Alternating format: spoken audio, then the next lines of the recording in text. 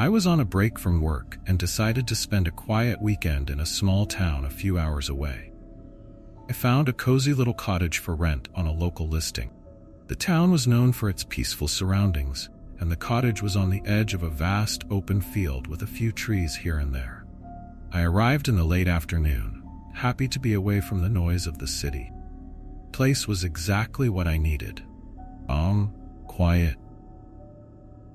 There were a few other houses nearby, but they were all spread out, giving each other plenty of space. After unpacking, I decided to explore the area. The field stretched far, and the setting sun made it look almost magical. While spending a weekend at a remote cabin, I decided to go hunting in the nearby woods, hoping to catch some game for dinner. The sun had already set, and the woods were draped in shadows, making it hard to see. I managed to hunt 2 quails and was about to head back to the cabin when I noticed something strange in the distance. A figure was moving through the trees, but it wasn't walking like a person. It was moving on all 4s, like an animal. As it got closer, I realized it was a girl, movements eerily unnatural in the darkness. Fear took over, and I ran back to the cabin, forgetting all about the quails. Once inside, I tried to shake off the unease by cooking dinner. The image of the girl haunted me. After eating, I decided to call it a night and went to bed. A few hours later, I was jolted awake by a loud bang behind the cabin. My mind raced as I tried to figure out what had caused the noise. Groggy and anxious, I got up to check it out. But as I walked toward the back window, something else caught my attention. The main entrance door to the cabin was wide open. In my rush to get inside earlier, I had completely forgotten to lock it. Panic set in, and without thinking, I bolted out of the cabin, leaving all my belongings behind. I had no bike or car to escape, and the realization that I was stranded in the dark, isolated woods filled me with dread. Alone and vulnerable, I started running as fast as I could, not knowing where to go. Suddenly, I sensed someone standing right behind me. My breath caught in my throat, but I didn't dare look back. I pushed myself to run even faster, my legs burning with the effort. After what felt like an eternity, I finally reached the main road. Out of breath and trembling with fear, I waved down a passing biker who, seeing my distress, offered me a lift. Once I got home, I immediately called the police and told them everything that had happened. They took my account seriously and agreed to check the cabin's CCTV footage. The next day, after calming down a bit, I met with the police to review the CCTV footage from the cabin. I was nervous, my mind racing with thoughts of what might have been captured on camera. As the officer played the footage, I watched the screen closely, trying to prepare myself for whatever I was about to see. At first, everything looked normal. Footage showed me arriving at the cabin, unloading my bags, and heading out for my hunting trip. Then, the camera switched to the night when I returned. Clearly shaken, I saw myself cooking dinner and eventually going to bed. But what happened next made my blood run cold. Around midnight, camera captured the cabin's front door slowly creaking open, even though I had no memory of leaving it that way. A shadowy figure then appeared at the doorway. It was the girl I had seen in the woods. But there was something terribly wrong.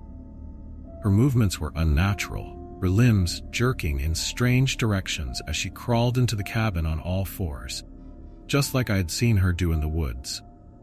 The footage showed her moving around the cabin silently, checking every room. Then she stopped right in front of the bedroom door where I had been sleeping. For a moment, she stood up straight, her head tilting unnaturally as she stared at the door. I realized how close she had been to me while I was asleep. The most horrifying part came next. After a few minutes, she turned slowly towards the camera, as if she knew it was there, and smiled. A wide, twisted grin that made my skin crawl. Then, as suddenly as she appeared, she dropped back down to all 4s and crawled out of the cabin, leaving the door wide open behind her. But the horror didn't end there. The final clip showed me rushing out of the cabin, running for my life. Just as I disappeared from the camera's view, the girl reappeared at the doorway, watching me with that same disturbing smile. It was as if she had been waiting for me to leave.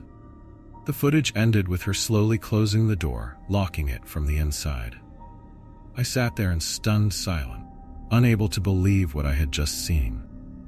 The officer looked at me with concern but said nothing, as if he, too, was at a loss for words. I realized that whatever was in those woods was beyond anything I could understand, and that I had been lucky to escape with my life.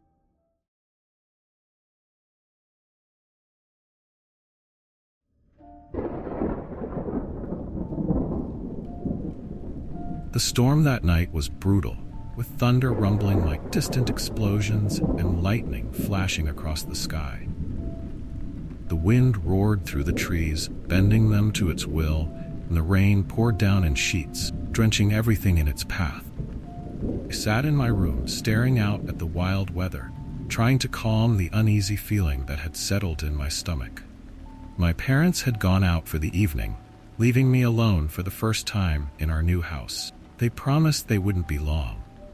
As the hours ticked by, the house felt more and more empty, the silence only broken by the storm outside.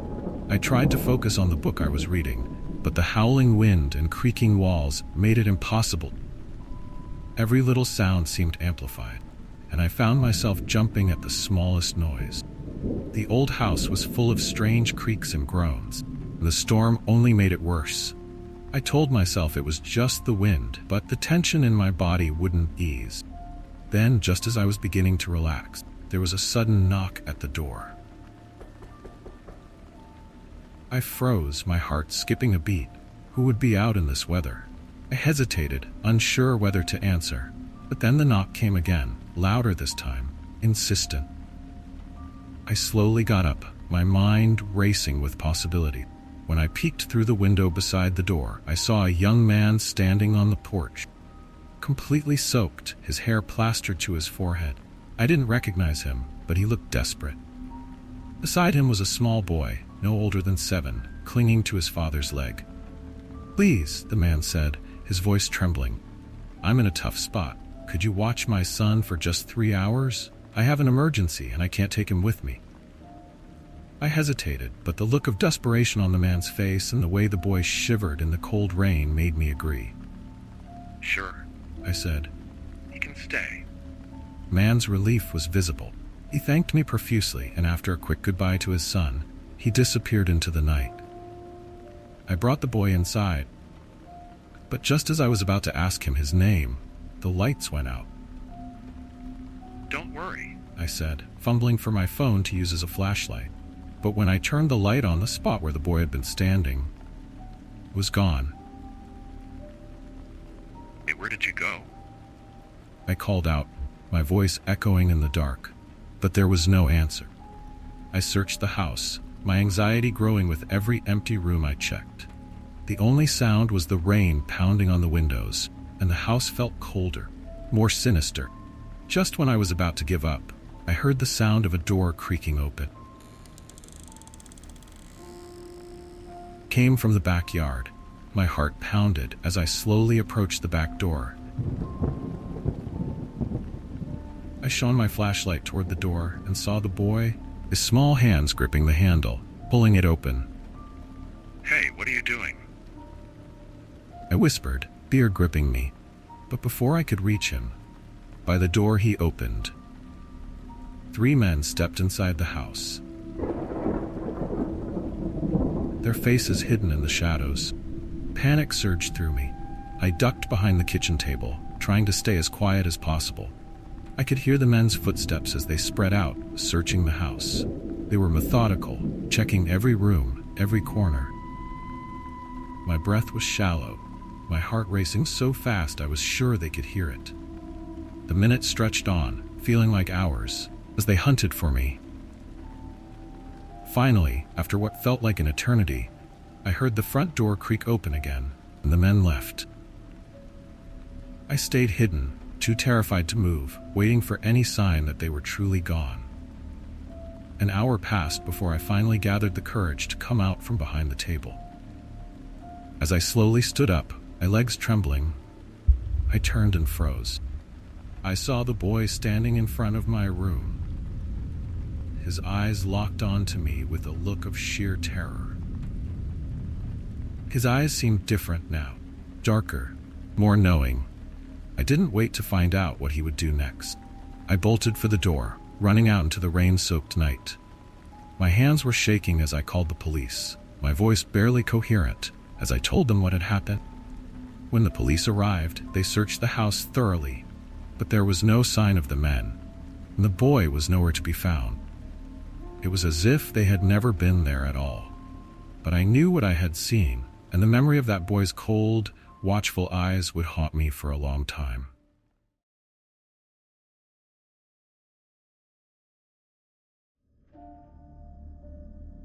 I grew up in a quiet village in Vermont, nestled among the rolling hills and thick forest.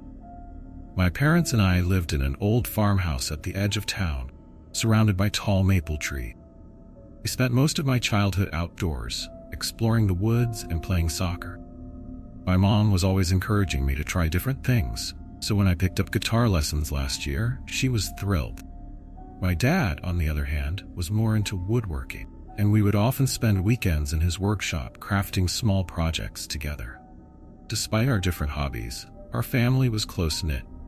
My mom owned a small cafe in town, famous for its homemade pies. My dad worked as a history professor at the local college, and he often brought home stories about ancient civilizations that fascinated me. Lately, my parents had been talking about moving to a new town where my dad could take up a research opportunity. When they asked me how I felt, I told them I was open to it. I had a few close friends, but I wasn't too attached, and I thought a new place might offer fresh experiences. Plus, I had just ended a relationship, so a change of scenery seemed appealing. One autumn weekend, my parents decided to visit some old friends in a neighboring state, leaving me alone for the first time. The weather was cold and windy, with leaves swirling in the air. After they left, I decided to relax by reading a book and ordered some takeout. By the time the food arrived, it was already dark, and the wind outside had picked up, rattling the windows. I settled into the living room with my book and a warm blanket, enjoying the solitude.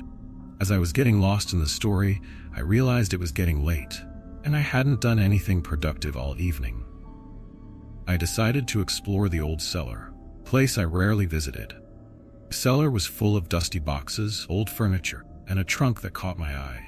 It was covered in cobwebs, and I had never seen it. Curious, I pried it open and found an old-fashioned coat kind people wore in the 1800s. Amused, I decided to try it on. As I looked at myself in the dim light, the power suddenly went out. I grabbed my phone and turned on the flashlight, feeling a little unnerved. Just then, I heard a sharp knock on the front door. It was odd. Who would be visiting at this hour in such weather? I went upstairs, still wearing the coat, and peeked through the front window. I saw a figure standing just beyond the porch light, wearing a long, tattered cloak and a wide-brimmed hat that obscured their face. I hesitated, but then decided to open the door, thinking it might be someone in need of help. As I opened the door, a blast of cold air hit me, much colder than the night air. The figure stepped forward, and I could make out a face pale as snow, with eyes that seemed to look right through me. My heart raced, and I tried to speak, but my voice caught in my throat. I wanted to close the door. My hand wouldn't obey. The stranger moved closer, bringing with them the scent of damp earth and decaying leaves. My mind raced, struggling to understand what was happening. Felt like I was trapped in a dream, but everything was too real, too vivid. Then, without warning, I collapsed. Everything around me fading to black. When I came to, I was lying on the couch, and my parents were back, their faces filled with concern. My mom was pressing an ice pack to my forehead, and my dad was on the phone with the doctor. They told me they had found me unconscious by the front door, with no sign of what caused it. They rushed me to the hospital for tests, but everything came back normal. I was left with an eerie feeling, unable to shake the memory of that strange figure.